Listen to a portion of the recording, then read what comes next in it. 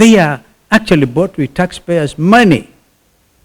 We have said time and again that these are goons sponsored by the state, using walkie-talkies. No amount of denial by the Inspector General and the DCI will convince Kenyans that this is not the case. And I want to challenge Mr.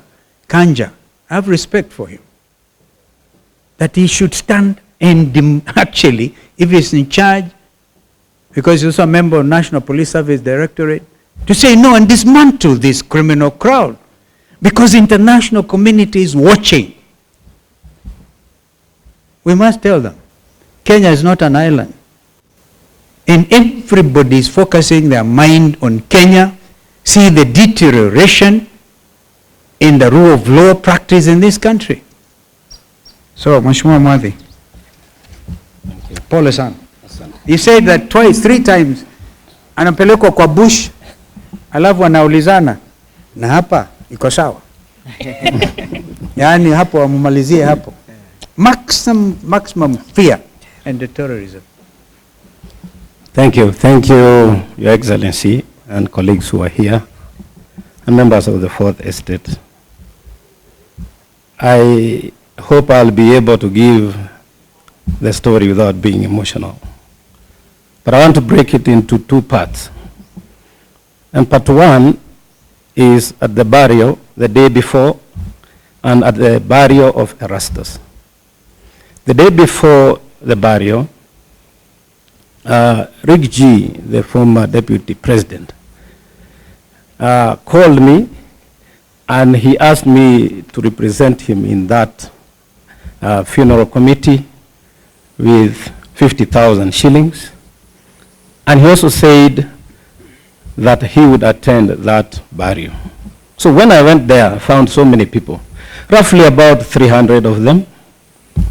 And when I spoke to them, because they gathered, I spoke about what Rigiji had told me, pole, kwa familia, and then I've also brought my pole. And then I told them, for what Rigiji is doing in our community or our area, I would be pleased if Rigiji himself, Stephen Kalonzo Musyoka, who is here, somebody like Matiang'i, brother Eugene, and the rest of them, would join hands and liberate this country from what we are going through.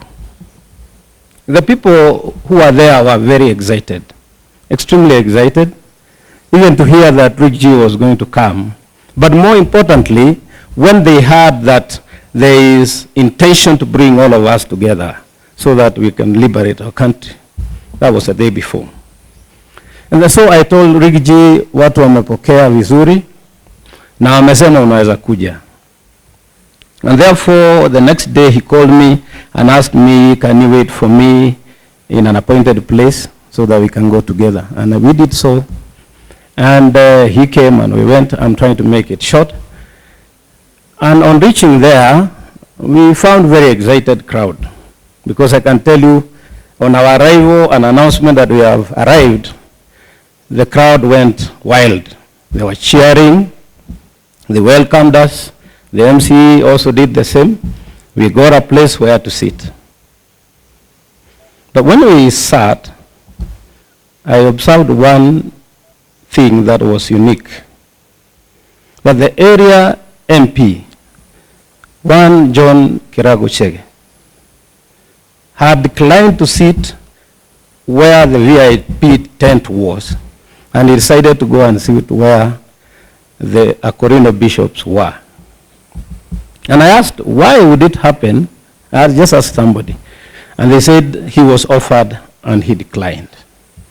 And so we sat in and listened to the people who were speaking, and then we listened to the sermon. Everything was looking okay. But at one point, when the bishop, the main bishop, was preaching, there was sudden influx of young men, who came from 3 different directions. most of them did not come to stand or sit where we were. What they did is that they sat next to the fence, others near the gate, and the rest were somewhere near the toilet. And at one time I remember I went to the washroom, and there is, now when I was thinking later, there was this one person who had a cape and had a mask, was just like hooded, who from afar escorted me to the toilet, though I had my boys.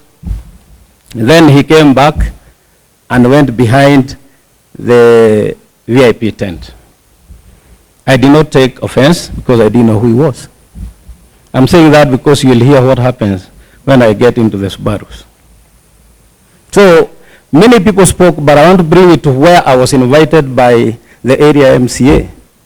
And the area MCA specifically, he actually hit out at the local MP for going to vote no, to vote yes against Rigathi.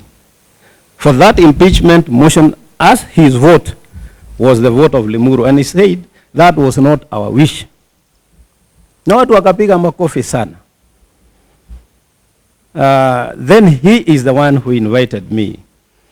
I broke my speech into two. One, and I told the people, I'll give message of condolence, which I did. The second, I'll tell you why I will talk about Rigathi.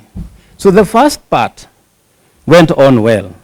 Then I came to the second part, and I started talking about how Rigathi had come and decampaigned against me. However, I was now sharing a platform with him because we had decided to bury our interest in the greater interest of the community and the region.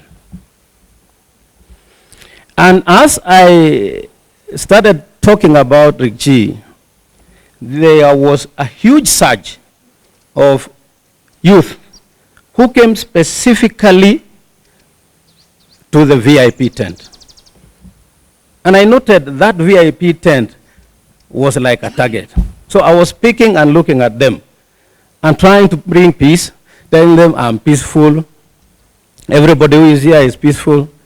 And they said, don't tell us about Rigathi. We would have voted for you, but he told us not to vote for you. I told them, that's fine. Even me, I would even probably not speak to him. But now that we have a common problem, we need to move together. They now started shouting back, said, no, we are not going to allow it. The first person to shout that, I told him, just relax. I explained, then you tell me whether what I've said is okay. But another person, a second one, shouted back that that event was somebody who pulled out the support of the tent. In that tent, there was VIPs, me included, and pastors. And then on the